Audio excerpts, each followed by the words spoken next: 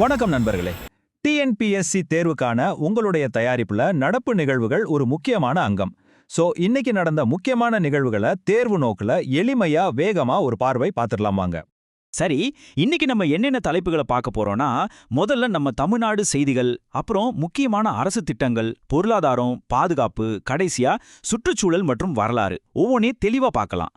முதல்ல நம்ம மாநிலத்தில இருந்து ஆரம்பிக்கலாம். தமிழ்நாட்டின் பண்பாட்டு பெருமைகள்ல இருந்து இப்போ நாம சந்திக்கிற பொது சுகாதார சவால்கள் வரைக்கும் முக்கியமான அப்டேட்ஸை இப்போ பார்க்கலாம். தமிழ் தாத்தா உவே சாமிநாத ஐயர், இவரை பத்தி நம்ம எல்லாருக்குமே தெரியும். யோசிச்சு பாருங்க, அவர் மட்டும் ஓலைச்சுவடைகளை எல்லாம் தேடி தொகுக்கலைனா இன்னைக்கு நம்ம கிட்ட சிலப்பதிகாரம் மாதிரியான எத்தனையோ இலக்கிய பொக்கிஷங்கள் இருந்திருக்குமா? இப்போ அவரோட அரிய பணிகளை டிஜிட்டல் மயமாக்குறாங்க. இது நம்ம பாரம்பரியத்தை அடுத்த தலைமுறைக்கு கொண்டு போற ஒரு அருமையான முயற்சி. அடுத்ததா ஒரு பொது சுகாதார எச்சரிக்கை. தமிழ்நாட்டில் சின்னம்மை, அதாவது சிக்கன் பாக்ஸ் பரவல் அதிகரிச்சிருக்கு. இது வேரிசெல்லா ஜாஸ்டர் வைரஸால பரவுது. இதை கட்டுப்படுத்த அரசு தீவிர கண்காணிப்பு, தனிமைப்படுத்துதல்னு பல நடவடிக்கைகளை எடுத்திருக்காங்க. பரவல் முறை, வைரஸ் பெயர் இதெல்லாம் தேர்வுல கேட்க வாய்ப்பு இருக்கு, நோட் பண்ணிக்கோங்க. இது ரொம்பவே ஒரு இன்ட்ரெஸ்டிங்கான விஷயம். காசா நோய்க்கும் ஊட்டச்சத்துக்கும் ஒரு பெரிய தொடர்பு இருக்குன்னு ஒரு ஆய்வு சொல்லுது. அதாவது நோய் அறிகுறிகள் வர்றதுக்கு முன்னாடியே நம்ம உடம்புல இருக்கிற நல்ல கொழுப்பு அமிலங்களை டிபி குறைச்சிடுதான். இதனால தான் தமிழ்நாடு அரசு டிஎன்கேமேட் மாதிரியான திட்டங்கள் மூலமா மருந்துகளோட சேர்த்து ஊட்டச்சத்துக்கும் முக்கியத்துவம் கொடுக்குறாங்க. சோஷியல் இஷ்யூஸ் பகுதியில் இது சம்பந்தமா கேள்வி வரலாம். சரி, இப்போ தேசிய அளவுல முக்கியமான நிர்வாக அமைப்புகள், அப்புறம் 2 முக்கிய நலத்திட்டங்கள் பத்தின செய்திகளை பார்க்கலாம். எரிசக்தி திறன் பணியகம், அதாவது bureau of energy efficiency, BEE, இப்போ 25 வருஷத்தை நிறைவு செஞ்சிருக்காங்க. நம்ம வீட்ல வாங்குற ஃப்ரிட்ஜ், ஏசியில பார்க்குற ஸ்டார் ரேட்டிங், பெரிய தொழிற்சாலைகளுக்கான பிஏடி திட்டம், இதுக்கெல்லாம் இவங்க தான் காரணம். இவங்களோட முக்கிய நோக்கம் ஆற்றல் சேமிப்பு தான். இந்தியாவோட பாதுகாப்பு சம்பந்தமான எல்லா பெரிய முடிவுகளும் எடுக்கிற உச்ச அமைப்பு எதுன்னு கேட்டா அது இந்த பாதுகாப்புக்கான அமைச்சரவை குழு, அதாவது சிசிஎஸ் தான். பிரதமர் தலைமையில உள்துறை, பாதுகாப்பு, நிதி, வெளியுறவு அமைச்சர்கள் இதுல இருப்பாங்க. சமீபத்துல மேற்காசியாவுல பதட்டமான சூழல் நிலவுனதால இவங்க கூடி விவாதிச்சாங்க. அதனால இது இப்போ செய்திகள்ல இருக்கு. அடுத்ததா ஒரு முக்கியமான நலத்திட்டத்தை பத்தின அப்டேட். இது அரசின் நிர்வாகத்திறனுக்கு ஒரு சவாலாவே அமைஞ்சிருக்கு. ஊட்டச்சத்து குறைபாட்டை சரி பண்றதுக்காக அரிசியில இரும்புச்சத்து மாதிரியான சத்துக்களை சேர்த்து கொடுக்கற திட்டம் தற்காலிகமா நிறுத்தப்பட்டிருக்கு. காரணம் என்ன தெரியுமா? அந்த அரிசியை ரொம்ப நாள் சேமிச்சு வைக்கும்போது அதுல சேர்த்த நுண்ணூட்டச்சத்துக்கள் சிதைஞ்சிடுதான். பாருங்க, ஒரு நல்ல திட்டத்தை செயல்படுத்துறதுல கூட எவ்வளவு நடைமுறை சிக்கல்கள் இருக்குன்னு. வாங்க, இப்போ இந்திய பொருளாதாரத்தோட வளர்ச்சி எண்கள், விவசாயம் மற்றும் டெக்னாலஜில நடந்த சில முக்கியமான முன்னேற்றங்களை பத்தி பார்க்கலாம். இந்திய பொருளாதாரத்தை பத்தின ஒரு பெரிய தலைப்பு செய்தி இது.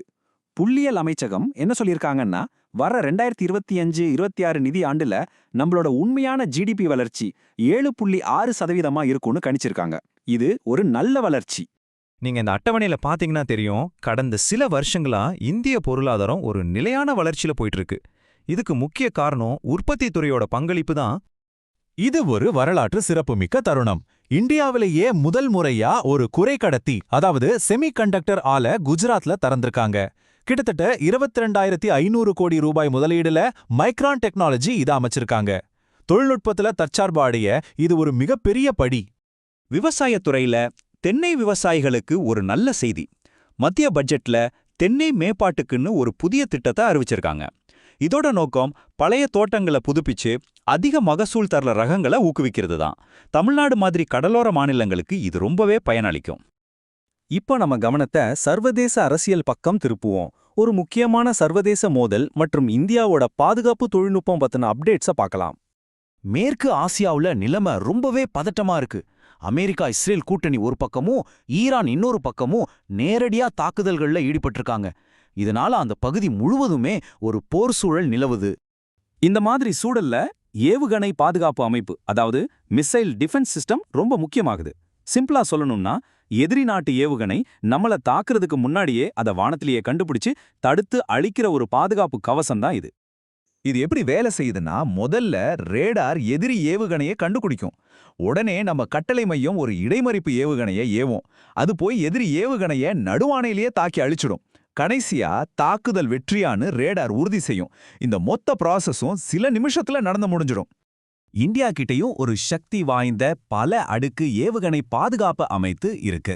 ரொம்ப கிட்ட வர்ற ஆபத்துகளுக்கு VSHORADS வளிமண்டலத்துக்கு வெளியேயும் உள்ளேயும் தாக்குறதுக்கு பிருத்வி மாதிரி ஏவுகணைகள், அப்புறம் S-400, பாராக் 8, ஆகாஷ்னு வெவ்வேறு தூர இலக்குகளை தாக்குறதுக்கு தனித்தனி அமைப்புகள் இருக்கு.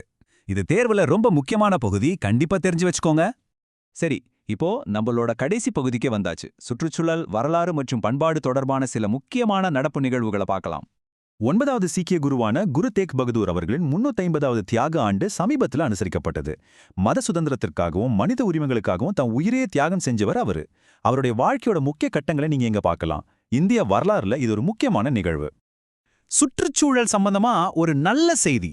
இந்தியாவுல அழிஞ்சு போன சிறுத்தை இனத்தை மீண்டும் கொண்டு வர்ற ப்ராஜெக்ட் சீட்டா திட்டத்துல ஒரு நல்ல முன்னேற்றம். இப்போ குனோ தேசிய பூங்காவுல சிறுத்தைகளோட எண்ணிக்கை 48ஆ உயர்ந்திருக்கு. சரி, இன்னைக்கு நாம பார்த்த செய்திகள் எல்லாமே தனித்தனியா தெரிஞ்சாலும் யோசிச்சு பாருங்க. மேற்காசியாவுல நடக்கிற சண்டை, நம்ம நாட்டோட பாதுகாப்பு கொள்கைகள், செமிகண்டக்டர் ஆலை, சிறுத்தைகள் திட்டம், இது எல்லாமே ஒன்னோடு ஒன்னு தொடர்புல இருக்கு. இந்த தொடர்புகளை புரிஞ்சுக்கிட்டு படிக்கிறது தான் நடப்பு நிகழ்வுகள்ல முழு மதிப்பெண் வாங்குறதுக்கான ரகசியம்.